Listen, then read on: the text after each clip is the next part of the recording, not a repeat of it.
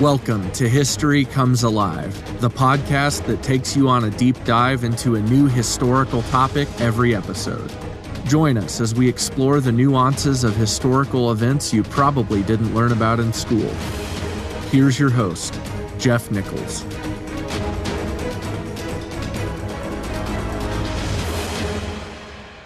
Welcome back. This is it. We finally made it to the assault on Mystic, or as many would label this event, the Mystic Massacre. I've titled this episode, The Mystic Massacre, 30 Minutes in Hell. We've spent a lot of time laying the groundwork as to why this happened to the Pequots and who did it. There were several English and native interests involved. So let's get right to it. When John Mason arrived at Saybrook for a second time, and this time more prepared, more equipped, and with roughly 20 times the manpower, as well as an official charge from Hartford, the offensive war against the Pequots was about to commence. He had very explicit orders to continue to Pequot Bay and engage in a full frontal assault on the main Pequot village, where Sausages lived. Well, that just sounds like a suicide mission. I mean, it might not have to them, especially those in Hartford, and those here at Saybrook too. I mean, they wanted revenge, but the Pequots were still formidable. They had consolidated. They still had far more numbers. They lived behind strongly reinforced palisades. They may have been weakened through disease and betrayal, both within the actual nation and within their tributary system, but they were formidable and still enjoyed almost a 5-1 advantage. And by the way, Sausages' village was where most of the warriors were located. When they arrived at Saybrook, that was the plan. But they were delayed by weather, and it was during that delay that everybody had time to really work through the plan. I mean, often, when a tough job has to be done and a decision is made and quickly sprung into action, there's not a lot of time to really consider the undertaking that you're undertaking. But if a delay happens, or some modicum of reason happens to take place, well, often those tasked with the actual dirty work begin to think a little clearer about what they're doing, and the luster of the operation can wear off. And it did here. Mason discussed his orders with Gardner and Underhill, and together they realized that although the English forces, along with the natives that Uncas commanded, represented the largest force to date and could boast superior firepower, they also lacked a lot of firsthand knowledge of the geography and terrain. The fact was, they didn't know what a frontal assault would bring. They were well aware that the Pequots kept a lookout for danger and must have been on high alert. An attack by land would be detected long before they got to the village, and an amphibious assault at Pequot Harbor would likely be disastrous, as the English and their allies could be greatly molested before they even got ashore, attacked as they tried to land. The question was, what would either of those scenarios do to the confidence of the soldiers that remained? So over the course of those 2 days, they came up with a new plan, a much better plan. They decided a better course of action was to sail past Pequot Harbor to the Narragansett territory, recruit reinforcements, and attack from the east on the second village. Well, the original plan was to attack both villages simultaneously, but that was ultimately dropped for a host of reasons, not the least of which was that the further they drove into Pequot territory, the greater the likelihood that they'd be discovered. And if that happened, they'd be forced to fight on Pequot terms and likely outnumbered. So eventually, they decided that only the first village would be attacked. But we'll get there in a bit. As good as the second plan was, this was still a military operation. And there was a lot of emotion involved. And the orders had already been given, and they were clear. Attack the main village from the west. Changing the plan was risky. It could be seen as tantamount to disobedience and criminal. There were many from the Connecticut ranks who wanted to stay with the original plans. I mean, after all, the plan had been ordered by the recognized leaders of Connecticut. So what are your thoughts about that? Should a well-seasoned military man, with input from other well-seasoned military men, like we have here at Saybrook, be allowed to alter a plan in the field? What does that do to the leaders back home? What would be the line of demarcation that one should not cross when changing orders and decisions? Does that mean that a guy that's 100 miles away from home can just disobey when he wants to? I mean, the question and scenario is a little trickier the farther down the line of questioning that one goes. There's one more thought here. This was not like so many operations today in our world. This generation, where there's not a clear-cut goal to victory, a decisive win, like Machiavelli's view on appeasement and devastation, pacifying the enemy or crushing them, no in between. How has that looked? How has that worked for the U.S. since World War II? I mean, these guys wanted to win. Everybody did. And in that sense, may the best plan win. It does seem like a lot of these guys would not have been trained military men. I mean, often it seems that the narrative of history, we see the movies or whatever, all these guys are like these well-trained soldiers who just have these natural instincts and abilities. But remember, the Puritan colonies were in the habit of hiring trained soldiers to organize their defenses and train their men because oftentimes they hadn't been soldiers. So even the not-so-trained men, those thrust into action through a kind of forced volunteerism, had a say. Mason was sensitive to their objections, so he played it smart and safe, and he did what any good Puritan would do. He turned the decision over to the clergy and to God. He asked the resident chaplain, Reverend Mr. Stone, for his counsel. The request was put like this, quote, "Commend our condition to the Lord that night to direct how and in what manner we should demean ourselves," end quote. The Reverend spent the night aboard the ship with the troops. In the morning, he went ashore and found Mason. He reported that he had sought the counsel of God, and he was certain that the attack should come from the east, Narragansett Bay. And it's not like that was a strange thing to have consulted the Reverend Mr. Stone. It's not so different than other cultures throughout history, and even today, and even many of us in our own lives. We'd seek the counsel and the permission from their God. Nations, whole societies move in conjunction with what they perceive to be divine inspiration.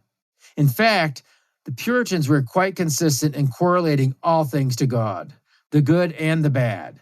If they won, it would be God's providential deliverance. If they lost, it may mean God was punishing them. Like when John Underhill had questioned the young girls just a few days prior. They considered their captivity and possible abuse as a possible judgment from God. And if you remember, Underhill had been pleased with their consideration. And so too here, God's approval was valuable. Underhill and Gardner agreed with the plan. All the men were at ease now that the Lord had blessed the plan. Of this change in plan and tactic from the field, Mason recorded his own thoughts. Quote, Mason added to his report of their deliberations an editorial comment. Though he certainly did not wish to, quote, encourage any soldiers to act beyond their commission or contrary to it, end quote, battlefield commanders must have some discretion, as it is not possible for the civil authorities, quote, to foresee all accidents and occurrence that fell out in the management and pursuit of a war, end quote. Sometimes I think we ought to be more concerned about what happens in the field from the vantage point of those that are in the field and trained to do the job they've been sent to do. But that's a topic for another day. I only pointed this out to demonstrate how seriously they all took this mission, as well as acknowledging the tedium of leadership and strategy. The goal was to strike the balance between the official mandate that they had been given, obedience to God, and victory. The new plan was now accepted, and with that, a few cooperative steps were taken. One move they made was to swap out 20 Connecticut volunteers with Underhill and his 19 men. Whether they did this to replace the worst of the men from Connecticut or to allow some of these men to return home and help in the defense of the fledgling communities, I don't know. But this move did give the force a more cooperative kind of intra-colony feel, right? I mean, they're cooperating now, the Connecticut guys and the Massachusetts Bay guys. Remember, Plymouth wasn't going to show up. So anyways, they arrived at Narragansett Bay on Saturday, May 20th, 1637. And they stayed on board through Sunday in observance of the Sabbath. Monday brought a bad storm that kept them on board another 2 days. I mean, that's quite a storm. And frankly, that's quite a long time to be, aboard ship as you're sitting, in Narragansett Bay. But in all of this delay, I wonder what the natives on shore thought. I mean, I'm assuming they were well aware of the English ship. What were they thinking when the thing just, pulls up into the bay, drops anchor, and sits for several days? Anyways, Mason finally went ashore on Wednesday and met with Mayantonomo, and he requested safe travel through Narragansett territory. He told Mayantonomo that he had been sent to punish the Pequots. And Mayantonomo's response was classic. I mean, at this time, he probably commanded the greatest single force in New England. He must have been pretty comfortable in his position. It's just my opinion, but I think he's like a little cocky, a little arrogant right now. He also may have been more than just a little bit peeved still about the English rejection of his plan, where he wanted to lead the force against the Pequots. He campaigned for Weekwash to be his guide and the English to kind of play second fiddle and fall back while he took care of business. Anyway, he did agree that the Pequots needed to be punished, but considered the English too weak to do the job. He commended the Pequots as, quote, very great captains and men skillful in war, end quote. And his tone, according to Mason's brief history, was quite condescending toward the English. So again, I kind of think that's a classic response on the part of Mayantonomo. He feels a little snubbed, so he just lets the English know they're probably not quite as tough as they think they are. So anyways, they left Mayantonomo the next morning having secured safe passage. They marched about 20 miles west until they came to a Niantic village. These were eastern Niantics, so they're allies of the Narragansetts. They're kind of a tributary tribe. But they weren't very hospitable to the English. They wouldn't even allow them into the walls of their village. So, in response, the English set up camp outside of their village and refused them entrance into the English camp. Actually, they told the Niantics to stay in their own fort, under penalty of death. So, they basically showed up and seemed to have put the whole village under temporary siege. I mean, that had to help Anglo-Native relations quite a bit, I'm assuming. Sounds a little harsh, but consider the circumstances that they found themselves in. They were deep in Narragansett country. Well, now they had entered eastern Niantic country, approaching the Pequot territory with a large war party. I mean, at this point, you could not risk word getting out if you could help it. The reality is that, like so many of these native peoples, there had been a lot of intermarrying among the Niantics and the Pequots. And the women spoke often. There was a kinship that was shared and nurtured between these groups. Remember, the Algonquins had a very different approach to war and peace. These groups may be at war one day and then at peace the next. The idea of wholesale slaughter and genocide was far from their way of thinking. So in blocking the natives, in keeping them from coming or going, the English were possibly preventing word of their arrival from spreading too quickly.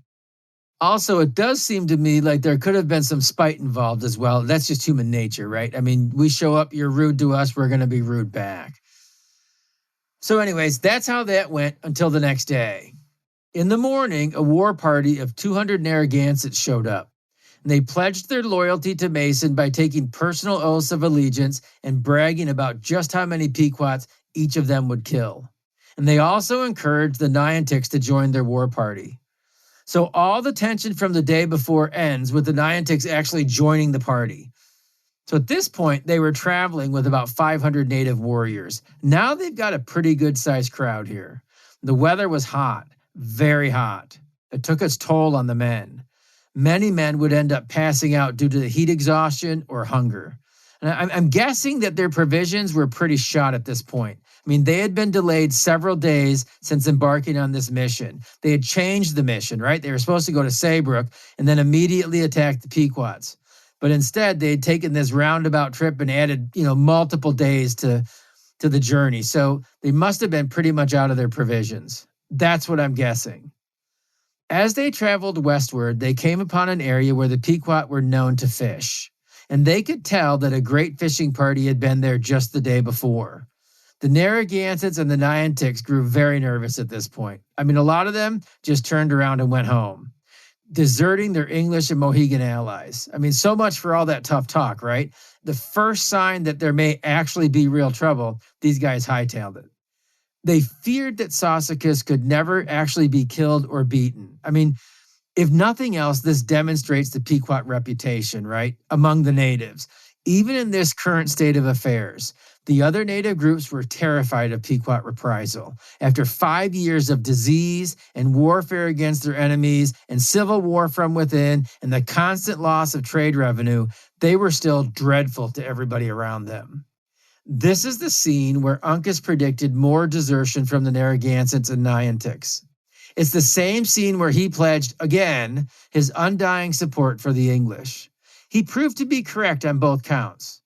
There were more native defections, and he was a very good friend to the English.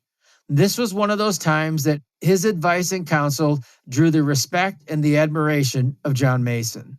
Now, once in Pequot country, they found a recently planted field of corn. And this discovery prompted a conference between the English and their native guides, Uncas and Wequash. Wequash told them that they were about 6 miles from Mystic, the first of the 2 major Pequot towns. More like forts, really. Sausakus's town, Wineshook, was several miles beyond Mystic, and the decision was made to attack both towns at the same time. And I'm just wondering what part Uncas played in that decision. But then they worked through the reality of the situation. A coordinated dual attack would be difficult. The men had driven hard and were tired, and getting them to Wineshook would be tough. It would be that much more dangerous as they'd be trying to continue a sneak attack farther and farther into Pequot land with the divided group. They might be found out. And besides, there were far more warriors living with Sausakus than at Mystic. Here, there were predominantly old men, women, and children. So Mason reported, quote, "We were then constrained, being exceedingly spent in our march with extreme heat and want of necessaries," end quote. For the English, it was now settled. But this did not set well with Uncas. He wanted to hit Sausakus as hard and fast as possible. He did not want him to have the chance to escape or regroup. By Uncas's calculation, this was his time to assume Sausakus's place as the main sachem. They were silent as they marched deeper and deeper into Pequot territory. Mason recounted later that the natives that were still with them, quote, "fell all into the rear, being possessed with great fear," end quote. They finally made camp after dark. The men were tired and they set up in silence. It was in a little swamp between 2 hills. They rested on the hard ground with armor on and muskets close. They were so close that the posted guards heard singing coming from the fort. The Pequots were having quite a party. It would seem that the great fishing outing had been for this party. They were celebrating what they believed to be the English backing down or retreating. They had seen them pass by Pequot Harbor, and they assumed that they were either on another mission or were sailing away. They thought the threat was over. They let their guard down, and that would prove to be a fatal error. Fatal for their nation and fatal for most of their individual lives. Now, just a warning before we continue. There's going to be a lot of quotations that I'm going to read throughout the rest of this episode. I mean, there's a lot to go through, and some guys just capture the scene so well, and I want to borrow that from them. I want to give them credit for it, but I do want to borrow some quotes. I try to keep my quotes as short as possible. Some of these will be a little more extensive, in part because they've described what happened in a way that's hard to alter and sound any better. There will also be some back and forth in the chronology. I mean, I hope it makes sense as I read through this. I just know I've got a lot of material. I know that I'm going to be self-editing as I go. That's never a good idea either. But the reality is, for me, the goal is to get the general feel of the event. I mean, if you haven't noticed, I'm almost always more curious about the impetus and the buildup of a certain event than the event itself in a lot of ways. I mean, the goal is to attempt to extract enough observational experience to help me make better decisions in my own life. That's what I want to do. I want to read these narratives and I want to see what happened. And then I want to try and extract out from the facts of the event the things that could mirror certain situations in my own life. So again, I'm going to be doing some extensive quotes. I hope that you can follow along. I think in the end, it's going to make sense. So at any rate, the fort that they're approaching, Mystic, this is a big place. by any standard for the time. It was 2 to 3 acres and it boasted a well-fortified wall. So 2 to 3 square acres, and it boasts a well-fortified wall, 12 foot high. Inside, there were dozens of wigwams, approximately 70 by most estimations, and hundreds of people, packed very close together. The Reverend Philip Vincent put it this way about Indian engineering in general, and more specifically about Mystic. And I want to read this quote. It gives us an idea of exactly what it was like at Mystic.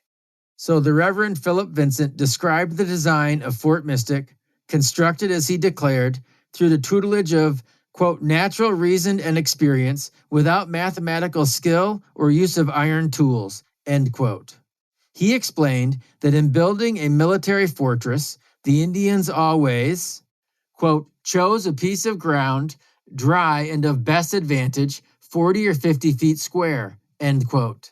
Fort Mystic was larger than usual, covering at least 2 acres of ground.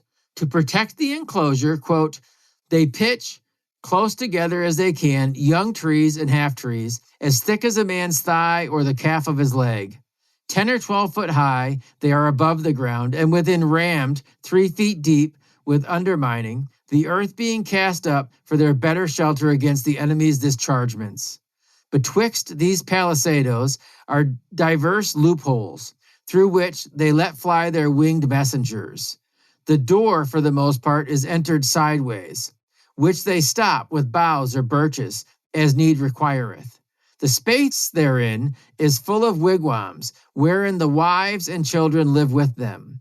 These huts or little houses are framed like our garden arbors, something more round, very strong and handsome, covered with close-wrought mats, made by their women, of flags, iris leaves, rushes, and hempen threads, so defensive that neither rain, though never so bad and long, nor yet the wind, though never so strong, can enter.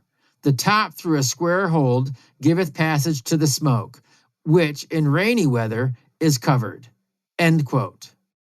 Just as day broke, or just before, on Friday, May 26th, the men were awakened, they prayed, and then got down to the business at hand, making war. For the record, John Underhill recorded that they attacked in the middle of the night, 1 a.m., but that contradicts Mason's account. And I went with Mason on this for a few reasons, but primarily because Mason would have no need to lie about the timing. If anything, it made them look worse in the sense that they were late for their own party. They had intended to get an earlier start, but they were so tired from the day before that they slept in.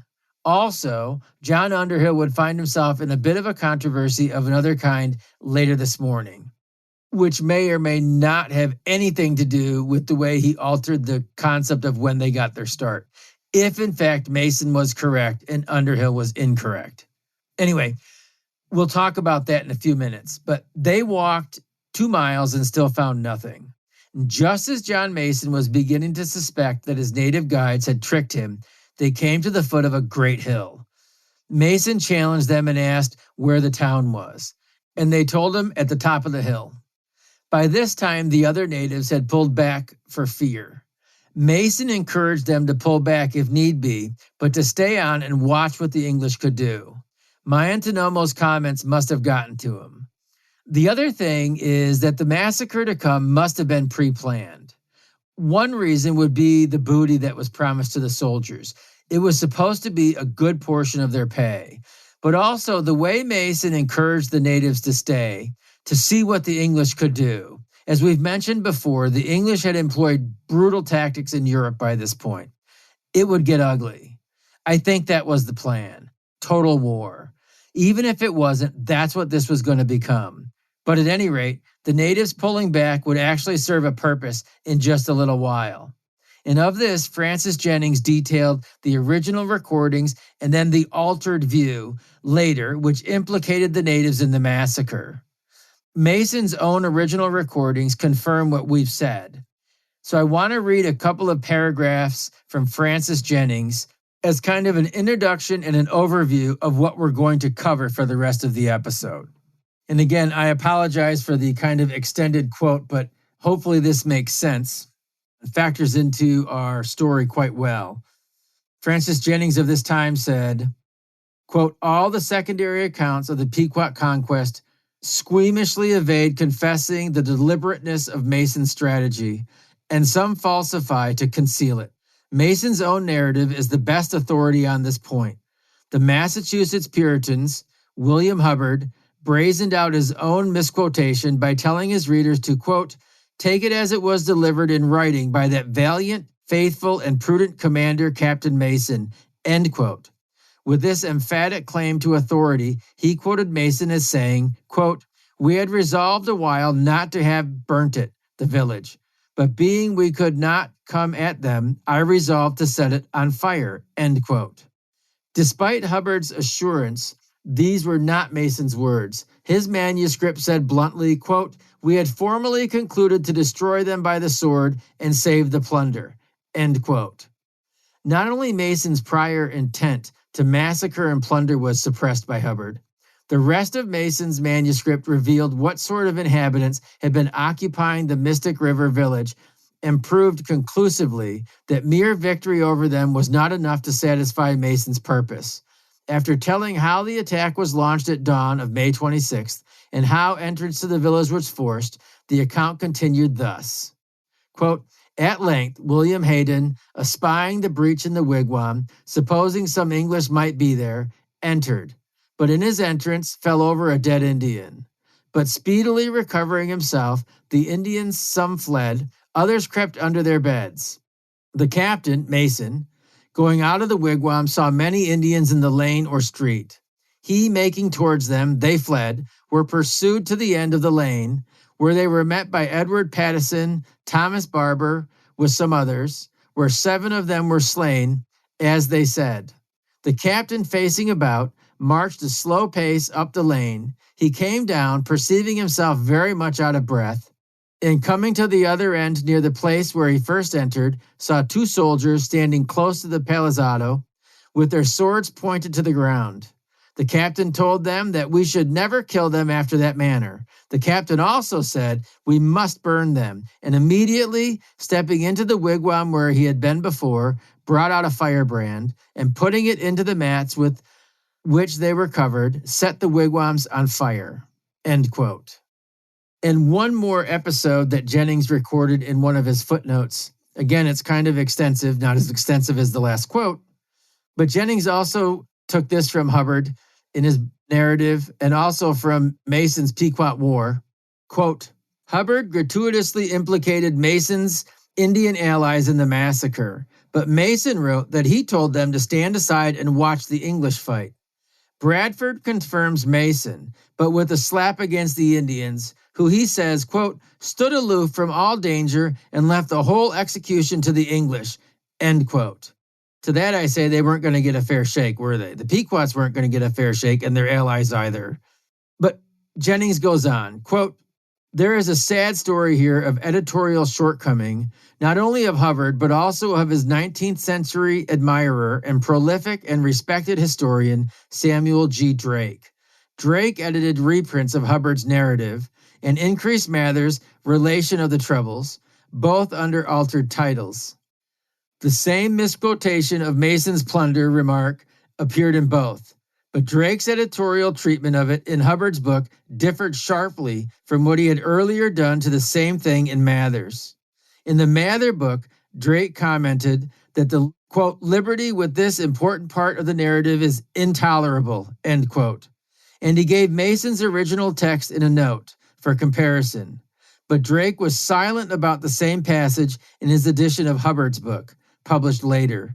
He omitted to make the comparison with Mason's text, and he praised Hubbard's literary qualities and a truthfulness without qualification, end quote. Conquest is never clean. Don't be fooled by flashy headlines. It may be all very Machiavellian by design. Those with outward morality may have acted very immoral and may be deceitful in what they tell you. And there's another way it could be Machiavellian, blindly praising the headlines that one agrees with or has emotional sentiment to makes one out to be the adoring public of the art of war, doesn't it? The general population doing their job and celebrating the military without actually knowing the context of which the actions are taken. So at any rate, a lot of references to Machiavellian principles the last few weeks. But anyways, while Mason was talking with the guides, Uncas and Weequash, John Underhill made his way to the front. They prayed together and then they split up. The fort had 2 entrances and they decided to attack both at the same time. There would be no escape. The walls were high and strong. And I want to read quotes from a few sources to kind of tie this all together. It's a combination of multiple sources and accounts. And I had a lot of notes on this, but I found a dissertation that was submitted in partial fulfillment of the requirements for the degree of Doctor of Philosophy, History, to the University of New Mexico at Albuquerque by Sean G. Wyman that embodied and in a lot of cases mirrored so many of the sources that I've used on the Pequots. The title of the paper is Lasting Remarks, The Legacy of Robin Cassasinnamon and the Survival of the Mashantucket Pequot Nation, from May 2011. It's a great read. I mean, it's over 400 pages in total, so it's not a quick read, but it was a great read. But my focus right now is it's not the whole 400-page paper. It's how he presented the actual battle here at Mystic. So I don't know Sean G. Wyman, but I did find it curious that he received his BA in history at SUNY Geneseo in 2001. I grew up in that small Western New York town, so I feel like some kinship or some relationship with him. So that's kind of weird, I know, but it was an oddity to me.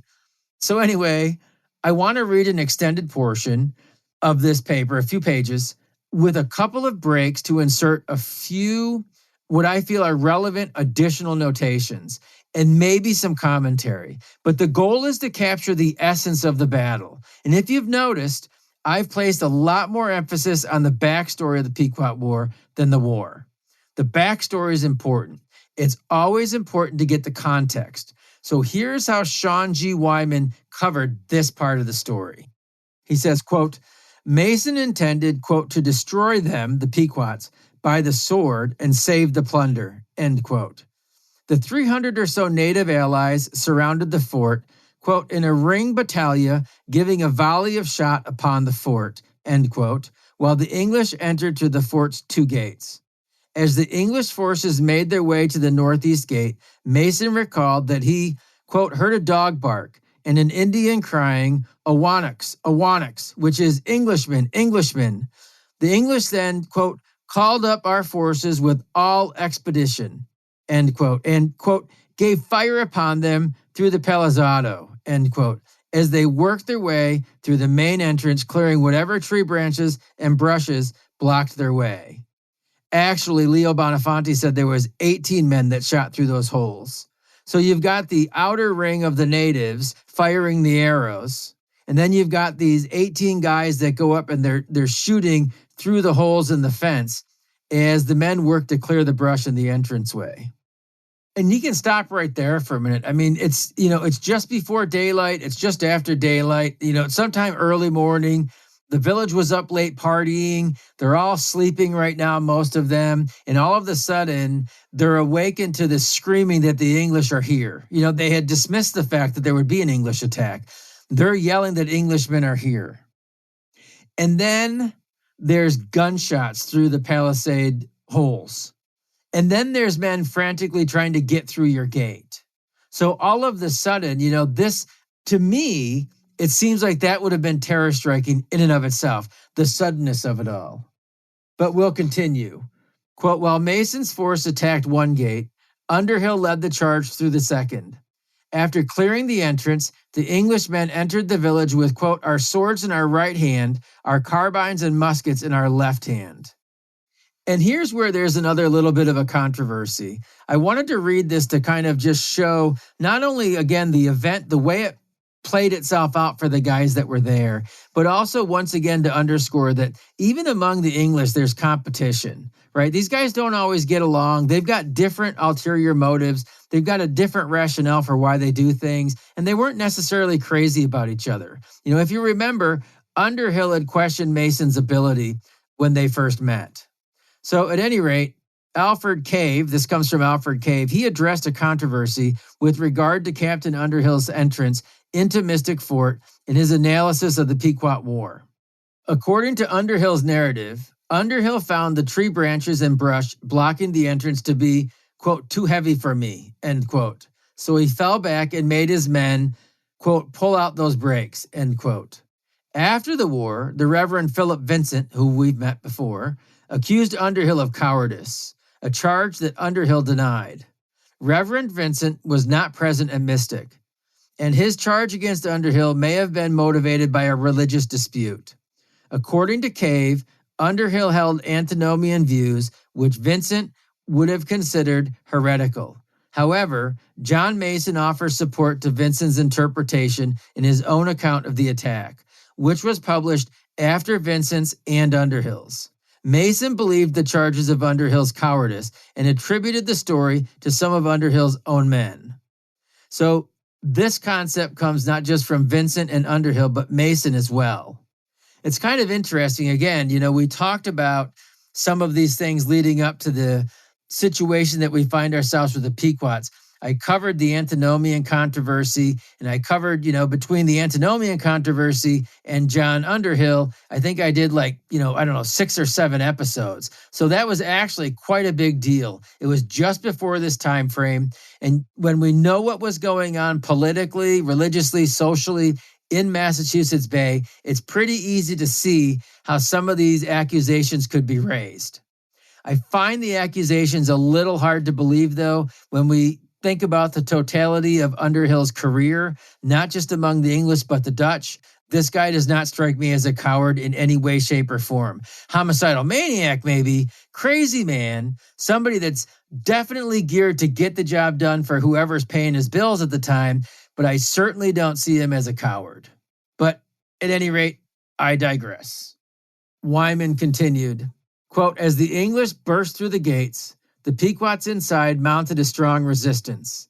The Pequots launched a barrage of arrows that struck several of Underhill's men, quote, through the shoulder, some in the face, some in the legs, end quote. Underhill and Mason were themselves nearly wounded or killed during the course of the battle. Underhill, quote, received a shot in the left hip, end quote, but was unharmed due to his thick buff coat.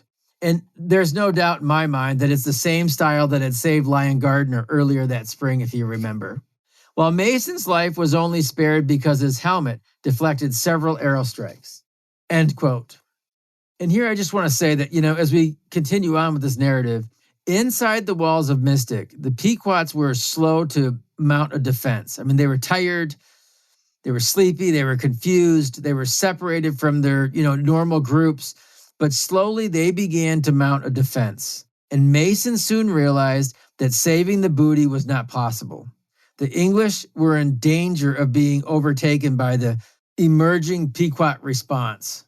So, anyways, Wyman continued, quote, in his retelling of the events at Mystic, Underhill praised the Pequots for their courage and felt that many had, quote, perished valiantly, end quote, defending their homes. He said, quote, mercy did they deserve for their valor. Could we have had the opportunity to have bestowed it, end quote.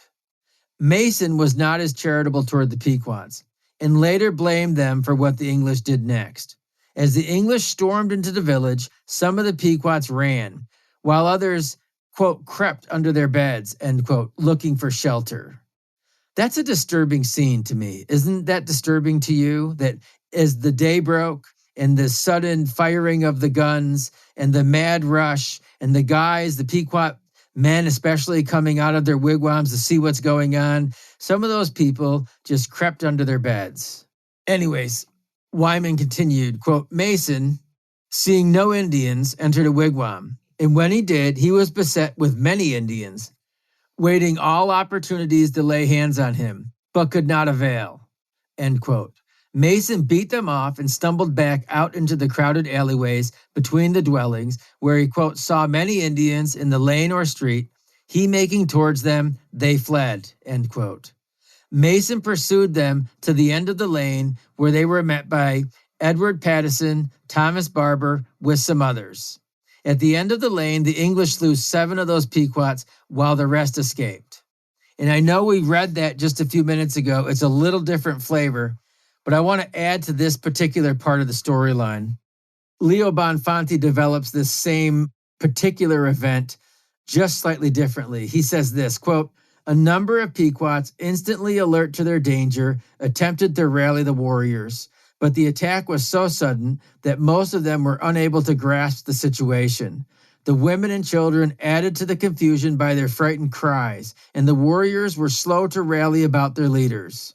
Being the first to enter the village, Mason looked about for the enemy. Seeing that the streets were still deserted, he rushed into a wigwam where several warriors were gathered. When they saw he was alone, they tried to capture him alive. But Mason hacked at them desperately with his sword, killing at least one of them before he was rescued by one of his men who came to help him when he heard the sounds of battle. When the Indians saw the soldier coming in, they thought that more reinforcements were behind him, and they became panic-stricken. Two of the Indians who were seriously wounded tried to hide under the beds, while the rest broke through the walls and rushed out to the street. Mason and the soldier, following close behind them, saw a large number of Indians milling about. When they saw the two soldiers, they turned and ran away, with the soldiers in close pursuit. The Indians reached the end of the narrow street just as several other soldiers entered it. Not knowing what to do next, the Indians stopped, and the soldiers fired into their ranks, killing 8 of them before the rest disappeared. When Mason saw that his men had this situation well in hand, he wheeled about and returned to the wigwam he had just left. 2 of his soldiers were inside, busily at work killing the women, children, and the warriors Mason had wounded earlier. And he went back to the street, leaving them to their work. End quote. Nice, huh? Back to Wyman's account then. Quote, "Frustrated by the battle and angry that the Pequots were not fighting in an acceptable way, Mason marched at a slow pace up the lane he came down. As he neared the northeast gate, he saw 2 soldiers standing close to the palizzado with their swords pointed to the ground. Seeing their swords, Mason told the soldiers that we should never kill them after that manner. We must burn them. Mason then stepped into the wigwam he had been in earlier and brought out a firebrand and putting it into the mats with which they were covered, set the wigwams on fire. 2 of Mason's men, Lieutenant Thomas Bull and Nicholas Olmsted, saw what Mason had done and picked up torches of their own. Captain Underhill then set fire on the south end with a train of powder. Soon, fires were spreading throughout the village, as the Indians ran as men most dreadfully amazed. The fires blazed most terribly and burnt all in the space of half an hour." And this comes from Mason's brief history. Most of these quotes are either coming from Underhill or Mason's own, recollections of this time. So anyways, continuing on, quote, "As the Pequots' wigwams burned, the English watched as, quote, such a dreadful terror did the Almighty let fall upon the Pequot spirits, that they would fly from us and run into the very flames where many of them perished," end quote. Mason and Underhill then ordered their men to, quote, "fall off and surround the fort," end quote. Trapped inside the fort, the Pequots panicked. Some climbed, quote, to the top of the palizzado, others of them running into the very flames, end quote. Nice picture, huh? Great graphics. A group of Pequots managed to overcome their panic and regrouped windward of the flames to start, quote, pelting at us, the English, with their arrows, end quote. However, Mason and his men repaid them with our small shot, and they fell. 40 other Pequots, whom Mason identified as the stoutest, made a bold charge out of the fort and, quote, perished by the sword, end quote. And these guys, at this point, they were armed only with knives. Their skin had been burned and their lungs also from the fires. So they're fighting under very bad conditions.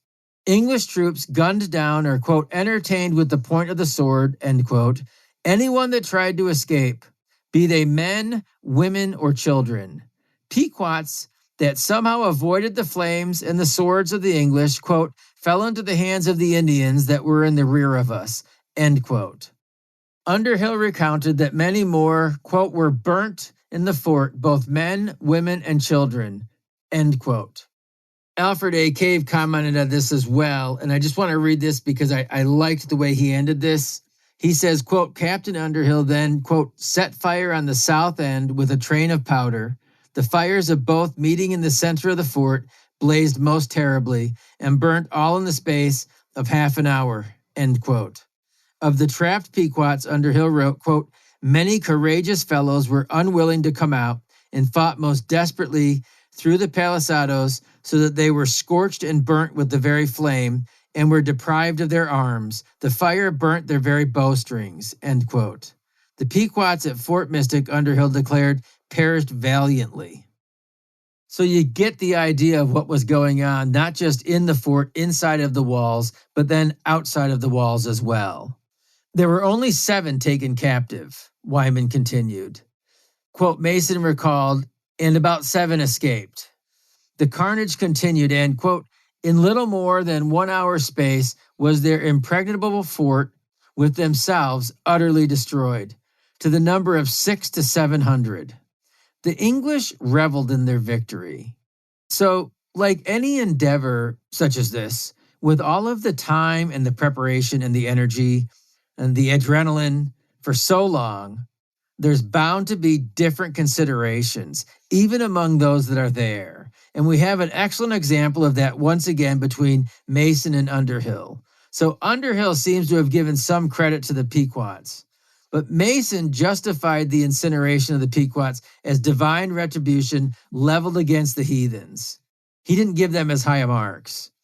On this, Mason said this, quote, going back to Wyman, who not many hours before exalted themselves in their great pride, threatening and resolving the utter ruin and destruction of all of the English, exalting and rejoicing with songs and dances. But God was above them, who laughed his enemies and the enemies of his people to scorn, making them as a fiery oven. Thus were the stout-hearted spoiled, having slept their last sleep, and none of their men could find their hands. Thus did the Lord judge among the heathen, filling the place with dead bodies, end quote. Wyman continues, Underhill struggled more with the morality of what the English had done. In his account of Mystic, Underhill recalled that, quote, young soldiers that never had been in war were troubled, quote, to see so many souls lying gasping on the ground. He even recognized that some readers of his account might question, quote, why should you be so furious? Should not Christians have more mercy and compassion?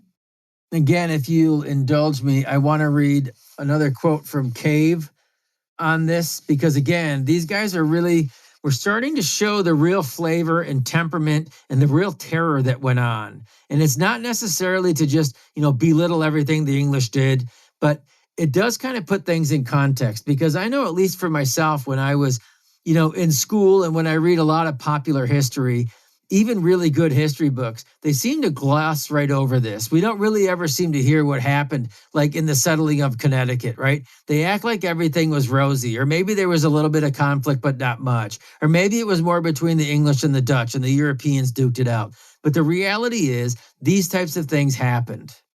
And so at any rate, I want to read just, again, one more expanded quote from Alfred Cave on this. He says, quote, in their accounts of the destruction of Fort Mystic, the English commanders paused to provide their readers with an ideological justification for their massacre of its inhabitants.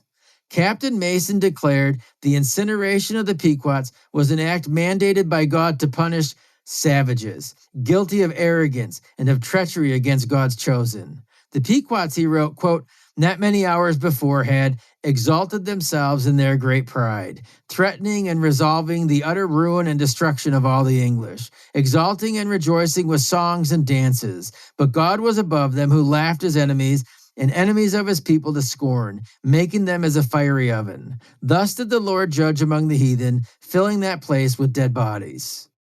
And again, you get a slightly different flavor from Captain Underhill. Cave continued, Captain Underhill remarked that, quote, young soldiers that had never been in war were distressed by the cold-blooded slaughter of Indians fleeing the burning village. He granted that, quote, great and doleful was the bloody sight to see so many souls lie gasping on the ground, so thick in some places that you could hardly pass along, end quote.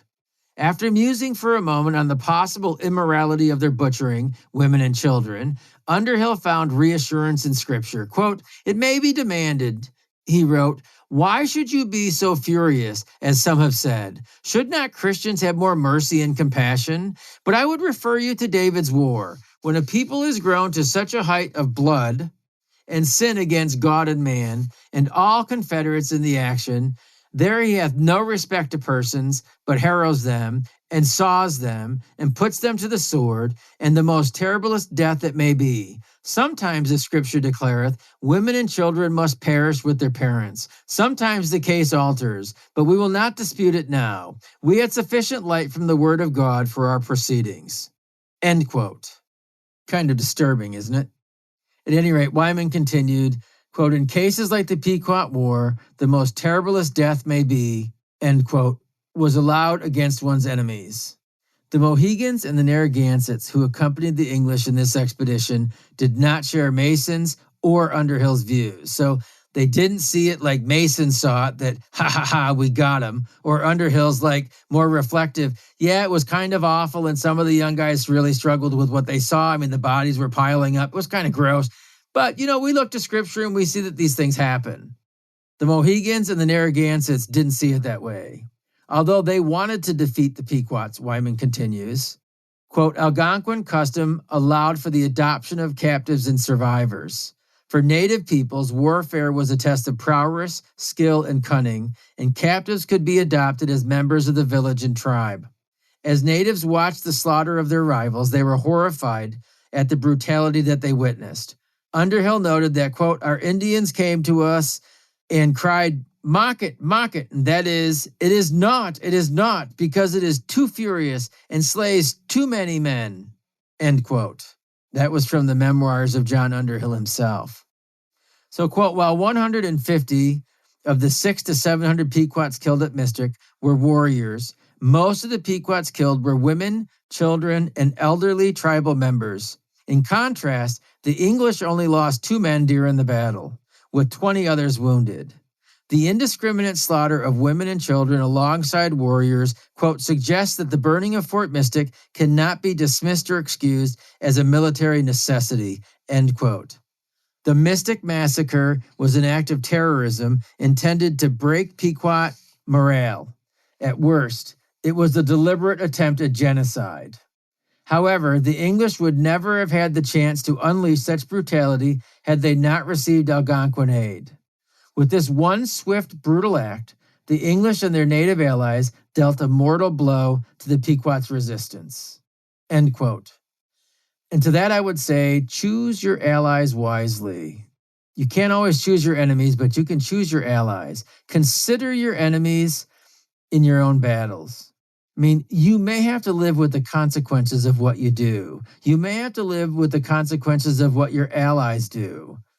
You may have to live with the consequences in your own conscience of the things that you do. Be careful. So again, I'm thankful to Sean G. Wyman for that paper. I hope that you'll forgive me for the reading of several pages. I just thought it was quite succinct and it really helped to bring these things right into line. Can you see that scene in your head? I mean, the light of early morning, the flames and the smoky shadows of men and buildings in this cramped little town. Can you hear the noises? I mean, collectively, like the decibels that would have been loud, but also the individual distinctive sounds, the crackling, of the wigwams as they burnt, the yelling and the screaming and the crying of the victims, the dying men and women and children, the confusion, the drowsiness, the gunshots. In that environment, basically, Mason was frustrated because they would not come out and fight in the open. They would not fight the way he wanted them to. I mean, what did he expect? I think the Pequots in that short time frame, with all of that confusion and everything that was going on, I think they played it pretty smart. They played it about as good as they could have, right? They did try to mount, an offensive. They tried to defend themselves. At any rate, it wasn't the way Mason wanted them to. So Mason basically blamed them for the inferno. And I kind of labeled that, I made this little phrase up in my own head, militaristic narcissism, right? I mean, the English caused the conflict. Mason attacked them. He caused this immediate conflict that morning. And then he blamed the victims for his own problems. That's kind of interesting to me. So I kind of thought that was a little narcissistic. But anyways, the English had complained that the fort was, quote, so crowded with these numerous dwellings that the English wanted footroom to grapple with their adversaries, end quote.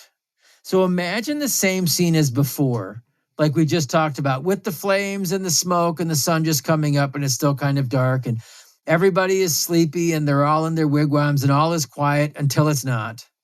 And then again, picture that same thing, again, though, in these very cramped quarters. These wigwams are close together. I mean, they're talking about little roadways or lanes. I don't even know how wide they were, but it doesn't seem to me from the description that they were very wide. So it's very tight quarters.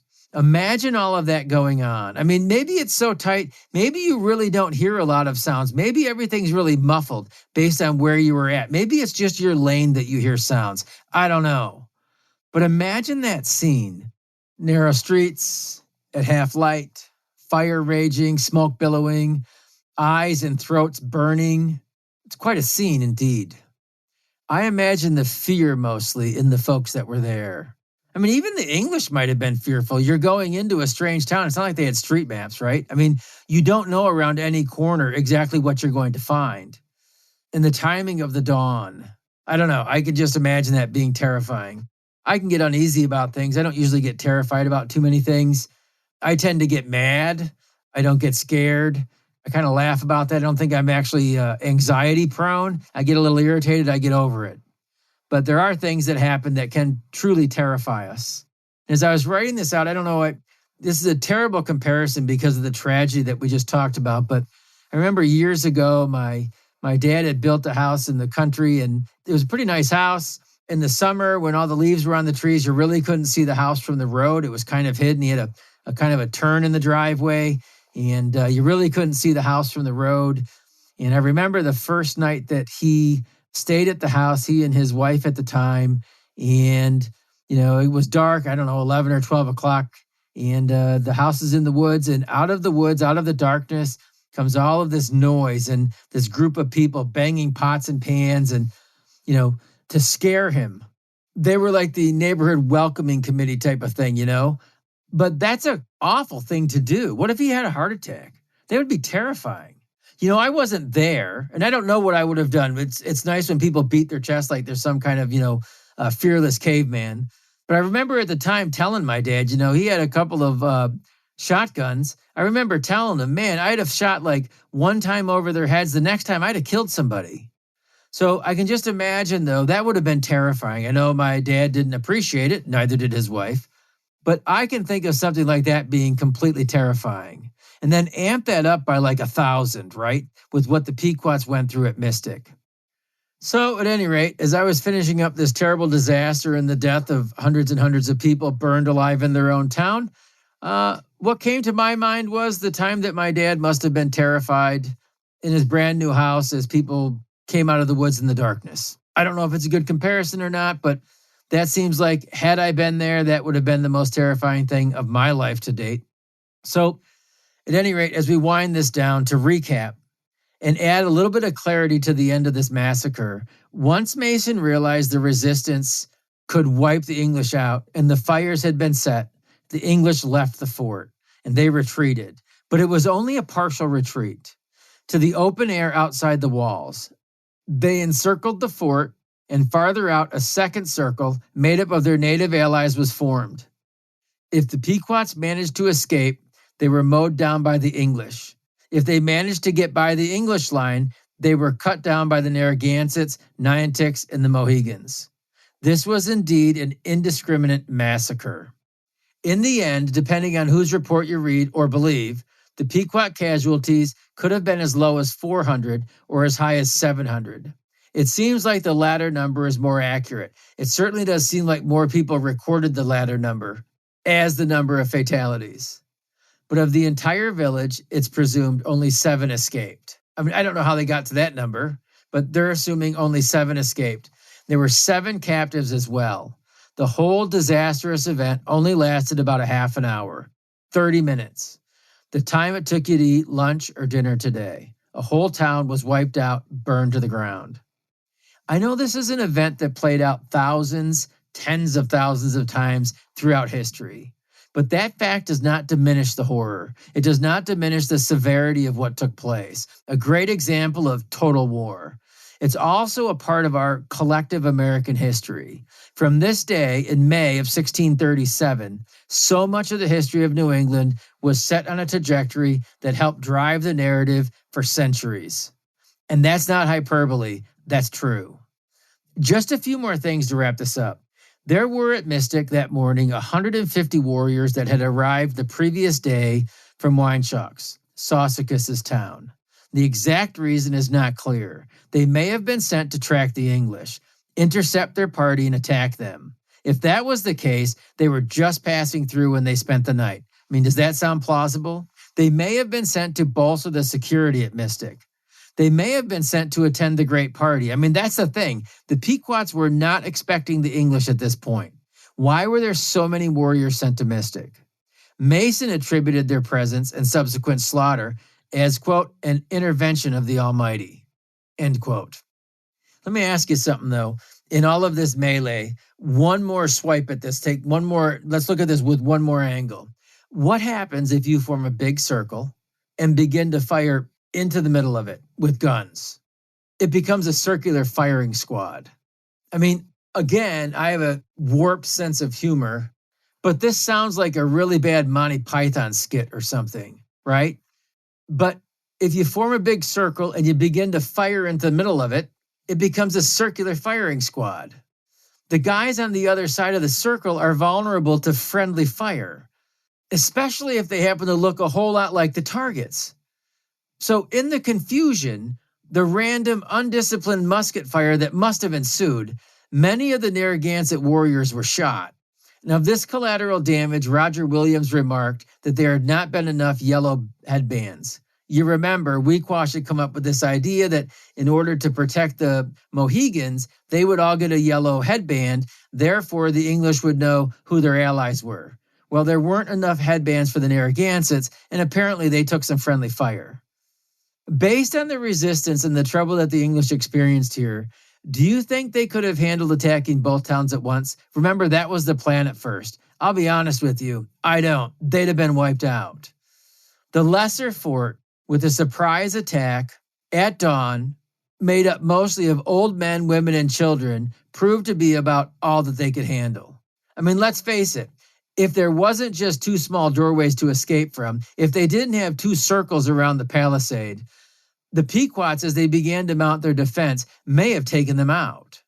The English had fought a full-fledged European military engagement against Algonquins in the presence of Algonquin allies, and they had reacted to it. You remember, they said that they had killed too many people. Francis Jennings recorded the aftermath of the battle, in part, like this. Quote, the toll of Pequot casualties ranges in estimates from 300 to 700. Of the English, 2 were killed and 20 were wounded, and some 20 of the Allied Indians were also wounded. The Allies complained that they had been shot by Englishmen, and one Englishman even seems to have been killed by his own cohorts in the hail of fire they let loose after igniting the village. They must have shot at everything that moved or seemed to move. Mason's men ran low on ammunition, and he had to beat a retreat to his ships to avoid a real battle with Sausage's warriors, belatedly on their way to help their mystic kinfolk. The English retreated by themselves, abandoned by their shocked and guilt-smitten allies. End quote. And a fuller picture emerged from, again, Alfred Cave. And actually, I liked this quote because he brings a dose of reality to the English on this that you could easily miss. He says, quote, English casualties at Mystic were higher than is sometimes realized, belying both Mason's claim that the warriors defending the village were cowardly and Jennings' assertion 3 centuries later that the village contained only women, children, and elderly men. Although only 2 Englishmen were killed in the fighting inside the palisade, 20 out of the 77 were wounded, some severely. The Bay Colony chronicler, Edward Johnson, declared that, quote, assuredly, had the Indians known how much weakened our soldiers were at the present, end quote, they might well have mounted an immediate counterattack and wiped them out. He credited the Lord with withholding that deadly knowledge from them. As Captain Underhill recalled conditions that morning, quote, we were forced to cast our eyes upon our poor maimed soldiers, many of them lying upon the ground, wanting food and such nourishable things as might refresh them in this faint state. But we were not supplied with any such things whereby we might relieve them, but only were constrained to look up to God and to entreat him for mercy toward them. Most were thirsty, but could find no water. The provision we had for food was very little, end quote. Some of the wounded, Mason recalled, quote, fainted by reason of the sharpness of the weather, it being a cool morning, end quote. The ill-prepared army lacked medical support, for the surgeon engaged to accompany the troops, a man named Pell from Saybrook, quote, not accustomed to war, end quote, had remained with the ships at Narragansett Bay, though in, quote, great misery and pain, end quote, the wounded pulled through despite, or given the state of 17th century surgical practice, perhaps because of his absence, end quote. Isn't that interesting? As Underhill makes the claims that some of the younger guys with them were appalled to see the bodies of the natives piling up as they burned and were bludgeoned and died in front of them, men, women, and children. And then he says it's really unfortunate. It was very hard to watch our poor suffering wounded. Interesting, isn't it, how we give empathy to some and withhold empathy from others. So the Pequots did not fare well that day, but as we've just seen, in reality, the English limped off the stage themselves, just ahead of a large Pequot party that had come from Wysocks. What if they'd been a few minutes earlier? Or what if the English attack had been just a few minutes later? What if these native reinforcements would have caught up with the English? Anyways, it didn't happen. We went over what did happen. There's a bunch of dead Pequots, and that was the Mystic Massacre, 30 Minutes in Hell. Now, it's important to know that this was not the end of the war, but it was decisive. What happened next is just as memorable. The Pequots were scattered, Sausages fled, Uncas took full advantage of the situation. But those are all stories for next time. And until then, I hope our time together this time has really helped the history to come alive. Thanks for listening to History Comes Alive. We hope today's episode has given you valuable new information and inspired you to dive even deeper. Don't forget to check out Jeff's website, historywithjeff.com, and engage with Jeff across all your favorite social media platforms at History with Jeff. Join us next time as more history comes alive.